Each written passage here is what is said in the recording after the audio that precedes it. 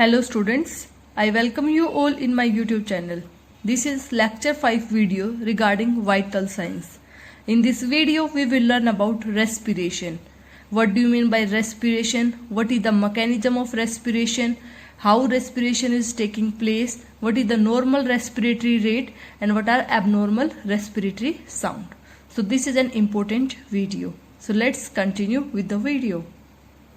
First we will define what do you mean by respiration. Respiration के अंदर क्या होता है? एक्सचेंज ऑफ गैसेज होता है between the organism and the medium.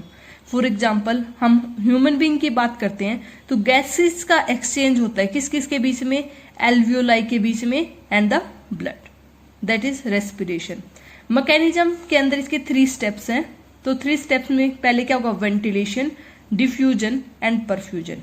Ventilation का मतलब होता है एक्ट ऑफ ब्रीदिंग.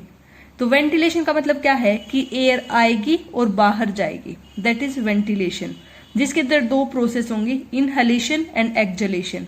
इनहेलेशन का मतलब क्या है कि ब्रीदिंग इन की प्रोसेस को हम क्या बोलेंगे? इनहेलेशन. एक्सहेलेशन का मतलब क्या है? Breathing out.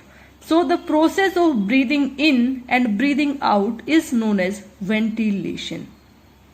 ठीक है. Second mechanism is diffusion. Diffusion का मतलब क्या है कि एक्सचेंज का गैस होगा, exchange of gases between alveoli and blood. तो गैस जो ऑक्सीजन है वो अंदर जाएगी और कार्बन डाइऑक्साइड बाहर रिलीज होगी. That is with the process of diffusion. Perfusion क्या होता है? Between the blood, exchange of gases between the blood and the body tissue. तो ब्लड और बॉडी टिश्यू के अंदर क्या होगा कि एक्सचेंज ऑफ गैसेज होगा कि जो ब्लड है वो कैरी करेगा ज्यादा ऑक्सीजन और कार्बन डाइऑक्साइड को रिलीज आउट करेगा. That is perfusion. So this is the mechanism of respiration. Now we will learn what are the characteristics of normal respiration. तो नॉर्मल रेस्पिरेटरी रेट एडल्ट्स के अंदर होती है 12 to 20 beats per minute. 12 to 20 respiration beats per minute नहीं, it is respiration per minute और breath per minute in healthy individual. Normal respiration को हम क्या बोलते हैं? यूपनिया.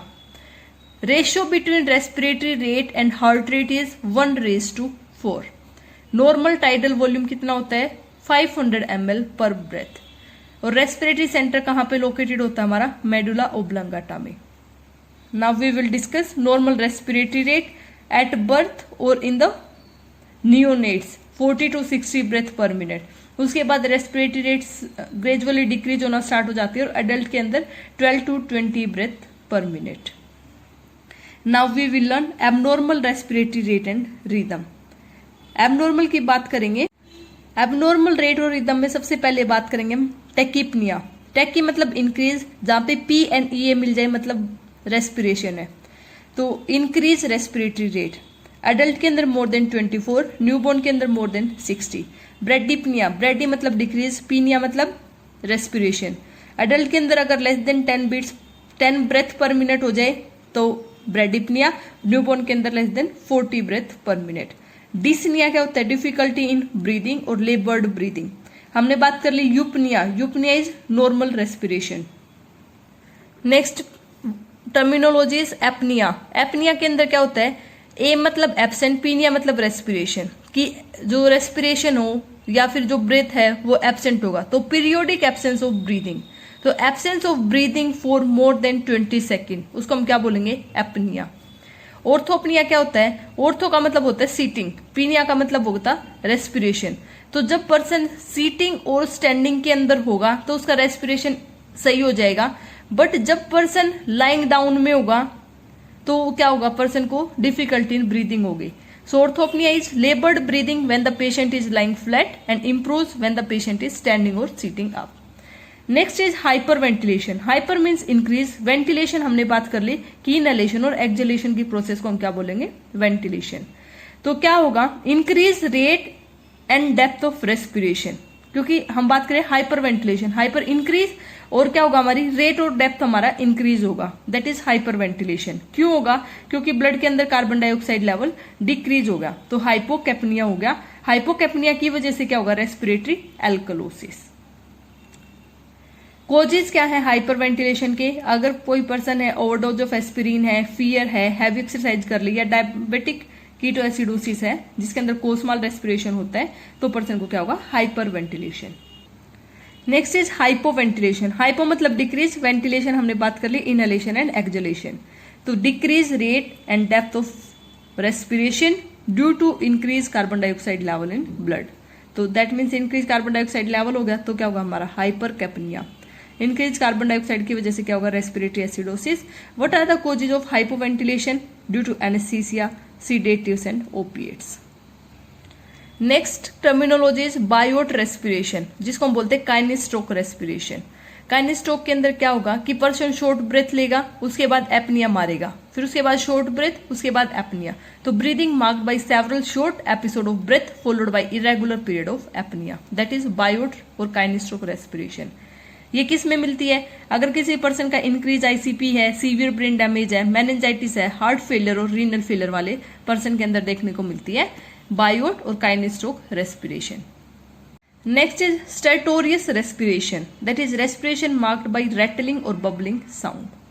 ठीक है, तो जो बबलिंग साउंड आती है, बबल वाली साउंड रेस्पिरेशन के अंदर, that is stertorous respiration. Now हम कुछ टर्मिनोलॉजीज बात करेंगे। अनोक्सिया, ए मतलब एब्सेंट, जहां पे एक्स आई ए मतलब मिल जाए, एक्सिया मतलब मिल जाए, दैट मीन्स इन टिश्यू, तो एब्सेंस और lack of oxygen in tissue.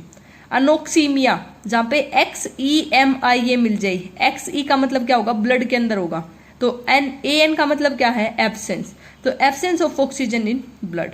Hypoxia, hypo मतलब डिक्रीज, एक्स आई ए का मतलब क्या बताया हमने, टिश्यूज के अंदर, तो decrease level of oxygen in tissue. Hypoxaemia, तो हाइपो मतलब डिक्रीज, एक्स ई एम आई ए का मतलब क्या होगा, ब्लड के अंदर, तो decrease level of oxygen in blood. Next हम बात करेंगे साइनोसिस। साइनोसिस का मतलब क्या है, ब्लूइश डिस्कलरेशन होगा skin and mucus membrane due to increase carbon dioxide. क्योंकि वेंटिलेशन नहीं हो रहा, तो वेंटिलेशन नहीं हो रहा तो पर्सन एफर्ट्स लेगा तो कार्बन डाइऑक्साइड का लेवल इंक्रीज हो जाएगा। तो साइनोसिस दो टाइप की है, peripheral cyanosis and central cyanosis. Peripheral cyanosis, peripheral में आती है हमारी एक्सट्रीमिटीज, तो अगर पर्सन की एक्सट्रीमिटीज ब्लूइश डिस्कलरेशन की हो रही है, that is peripheral cyanosis. And central cyanosis के अंदर क्या है, जो ट्रंक है, एब्डोमन है या म्यूकस मेम्ब्रेन है, उसका ब्लूइश डिस्कलरेशन हो रहा है, दैट इज सेंट्रल साइनोसिस।